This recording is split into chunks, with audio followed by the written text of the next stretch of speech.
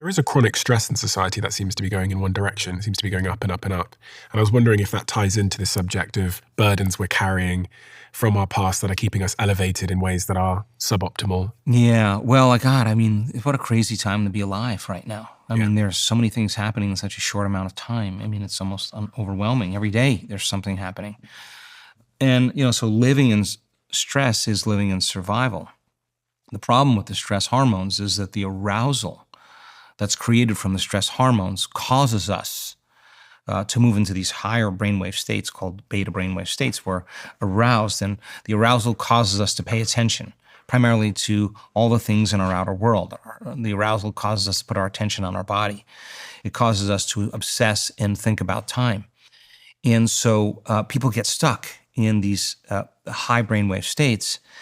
And I think the big challenge is if you understand that stress is when you're knocked out of homeostasis, when your brain and body are knocked out of balance, then your response or your reaction to people or circumstances in your life that you're chronically feeling on a regular basis is actually weakening the organism. Because when you turn on that emergency system, the fight or flight nervous system, because of the hormones of stress, and you move your body out of balance and it has no time to recover and turn back to balance, now you're headed for disease because no organism can live in emergency mode for that extended period of time. The arousal creates a rush of energy and people become addicted to the stress hormones. They become addicted to those emotions. And so that now they need the people and the conditions and the circumstances in their life to reaffirm their addiction to the emotion. They need the bad job. They need the bad relationship. They need the traffic. They need the news just so that they can stay in that emotional state. So then 75 to 90% of every person that walks into a healthcare facility in the Western world walks in because of emotional or psychological stress. That's the number one thing. So our emotional response to the conditions in our life then becomes the important element. So people think, oh my God, when I'm emotional, I can't control my emotions. And it turns out you can regulate. It turns out you can shorten the response period from emotions, and it takes practice, right? So you could have the most ketogenic, vegan, organic, peptide, whatever, intermittent fasting diet, and you could do yoga, and you can do cardio, and you can do HIIT training, and foundation training, and whatever.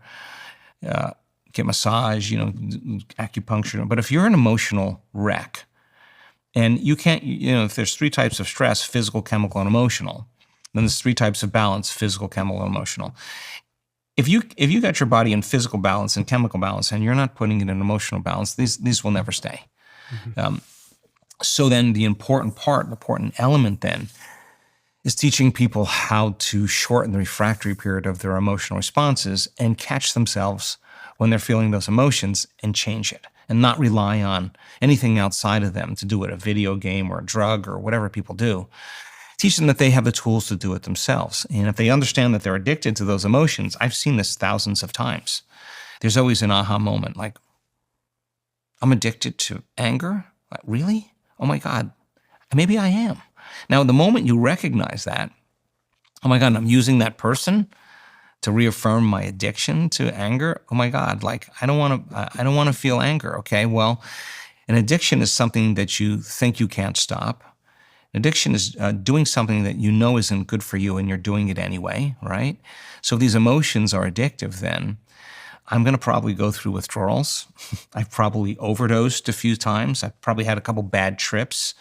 Okay, so let me get really clear, like how am I going to change this? So if the change is to be greater than your body, your environment, and time, and when you live in stress and you live in survival, all your attention is on your body, your environment, and time, it means that when we're living in stress, it's really hard to change because it's not a time to change. It's time to run, fight, and hide, right? So teaching people how to break those emotional addictions is the side effect of that is called joy. A person is no longer tormenting their body and keeping it out of balance. And many people who heal in this work, they don't say, oh, I'm gonna heal this health condition. They'll say, the first thing I'm gonna do, and this is the majority of them, is I'm gonna work on getting my body back into homeostasis. Like I'm gonna work on regulating my emotional states. I'm not going to react in this way. I'm not going to respond this way. That's the work right there. Is breaking those emotional addictions so that we can move out of survival. And in survival, it's not a time to create. In survival, it's not a time to meditate. It's not a time to close your eyes and go within. You'd be eaten. It's not a time to be vulnerable. It's not a time to open your heart, right?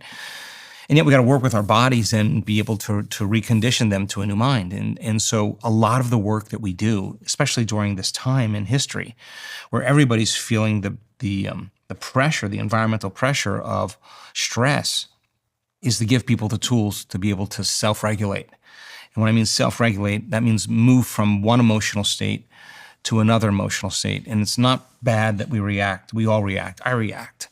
But the question is, how long? Like, how long are you going to react for? Because if you keep doing it for months or years, it ultimately becomes your personality, right? Yeah.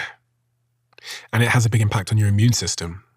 I've noticed that when I'm in a state of prolonged reaction, negative reaction to something, it only takes a couple more days for me to get a flu or a cold or something. And bloody hell, because I don't get sick often. So I think I get sick, kind of like I am now, maybe twice a year. And so it's very easy. It's almost like a shock. And then it's very easy for me to trace my steps and see what brought me here. So this happened. My response was this. 8 days later, I felt my immune system go. Because I get sick so rarely, it's so unbelievably clear what happened to me. If there's no I touched something and then the germs got in my mouth. For me, it's so clear in my life. So yeah, that's kind of what I want to do, is I want to stop that happening. Yeah. Well, look, how old are you? I'm 32. 32, my God, you're doing great. I mean, if you figure this out now, by the time you're 40, you'll have it mastered. So we did a study where we had people stop feeling survival emotions for 3 days and have them practice feeling elevated emotions, heart-centered emotions. We measured a chemical called IgA, immunoglobulin A. It's your body's natural flu shot. It's actually better than a flu shot. And so we measured people's IgA levels at the beginning of this time, and then we measured them at the end. At the end of 3 days, by trading those limited emotions for more elevated emotions, their IgA levels went up 50%. 50%. So when you're feeling an elevated emotion, the body's so objective that it's believing it's living in a nurturing and loving environment. And if the environment signals the gene, and it does, and the end product of an experience in the environment is an emotion, that person is signaling genes ahead of the environment.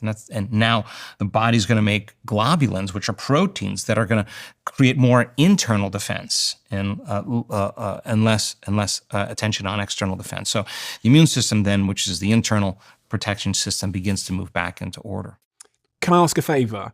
Please, can you hit the subscribe button? If you've watched more than one before, how about that? If you've watched more than one, first one free, buy one, get one free. The second one, I'm going to have to ask you to subscribe. If this is the first time you've seen a clip on this channel, move along. You don't need to subscribe. But if you've seen one before, please do me a favor, help a guy out, hit the subscribe button. Thank you so much.